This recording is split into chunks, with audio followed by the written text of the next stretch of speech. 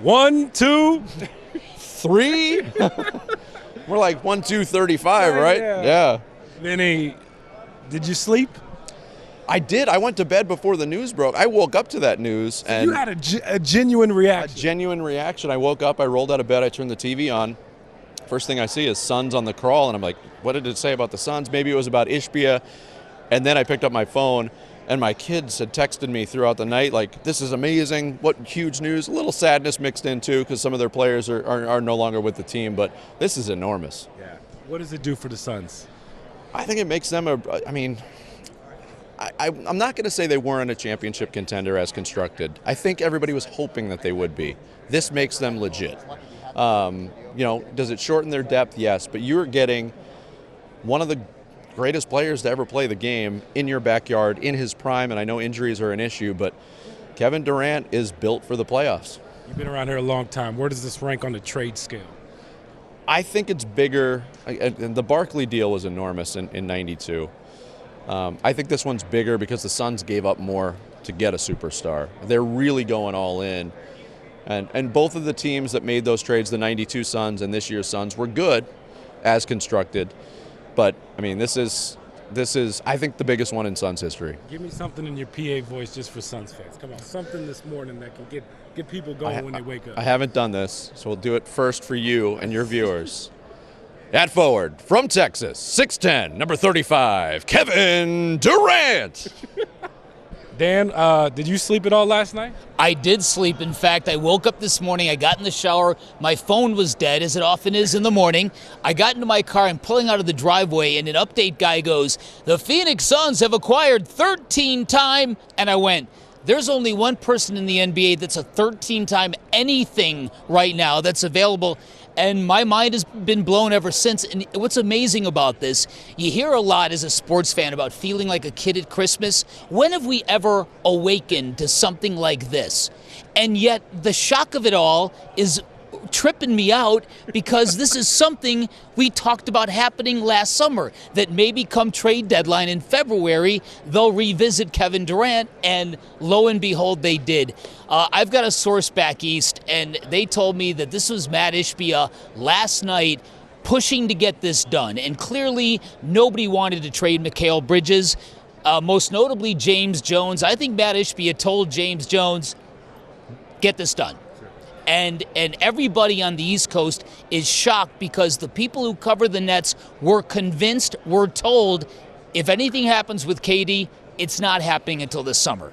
And so for this to happen, Matt Ishbia rolls into town here, tries to acquire Kyrie Irving, dangles Chris Paul for him, and now we're like, whoa. Then the Isaiah Thomas report happens, and we're like, whoa, right? And then there's the press right. One more time. Right. Now we're like, whoa. Then there's the press conference, and then waking up to this, it is mind-blowing that this new owner has come in and said, Robert Sarver, go enjoy your $1.48 billion. Now hold my beer and let me show you how it's done.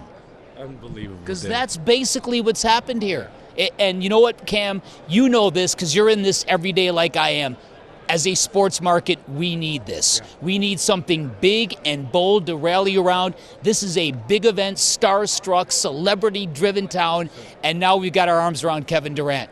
And the biggest celebrity, star-struck Super Bowl event, the biggest news drop. Right, and we're sitting here now with a couple of bucket list items in town in the Super Bowl and the WM Phoenix Open, and all anybody wants to talk about are the Phoenix Suns. What right? world is this? By the way, how did you make it to work? You were driving, you hear the news. Did you hold on to the wheel? Well, now, fortunately, living in Fountain Hills, I'm about 9.5 hours away from downtown Phoenix. Well, it just feels that way sometimes. So I had a lot of time to process it. So my commute this morning actually worked for me. But again, it was like I can't recall ever waking up to a better development in overnight, and that is so James Jones to do this at 11 o'clock at night. You know what I mean? Middle of the night. Right, when no one's watching. So right. No one could sleep. Dan, team-wise, this makes them the favorite, right? And I think they'll figure out some things. They'll probably add another piece mid-level. Somebody will get bought out at some point. They'll add another piece. and the people worry about defense. Like, what was missing in the finals and last year in the playoffs was somebody to put the ball in the hoop when they needed it the most. Kevin Durant is that guy. Without a doubt. And for everybody talking about the quality of bench in Phoenix, yeah, it's a concern if you want to make it a concern. But we know in the NBA, when you get deep in the NBA, these rotations are 7-8 guys at the very max, if that. And what we learned last year the hard way in Dallas is that the Suns needed another give the ball to a guy kind of scorer who could say, okay, clear out, I got this. And now they got Devin Booker and Kevin Durant and Chris Paul kind of figuring it out. Yeah, it looks really, really good on paper. Now, I'll tell you this, super teams disappoint more often than they actually live up to the hype. But I think this one has got a real good chance of succeeding because Kevin Durant wanted this last summer. And so they've already envisioned this. This is nothing. This is not a new dynamic to Chris Paul and Devin Booker. They've thought about this moment.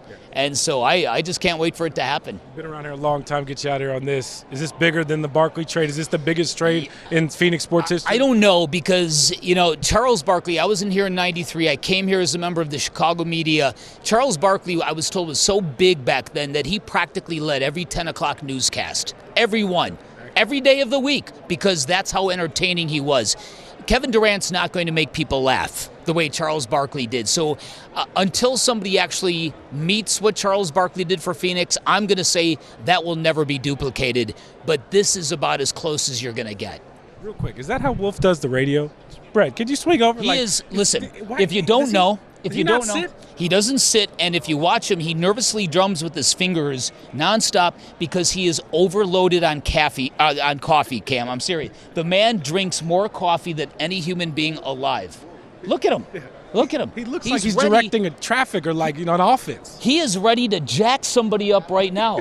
You could send him off the edge right now. He'd get to the quarterback. He would. Don't let him hit anybody on radio. Right, especially me.